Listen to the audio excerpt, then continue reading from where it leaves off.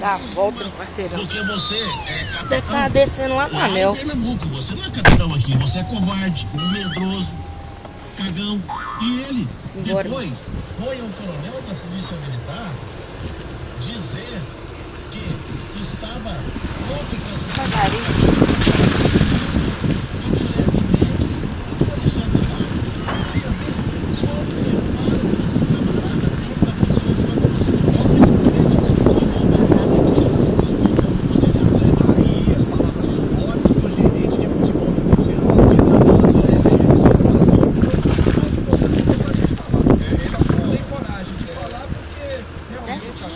A justiça nesse país vale muita coisa, né, cara? Você fala aí de coisas aí maravilhosas, a gente vê os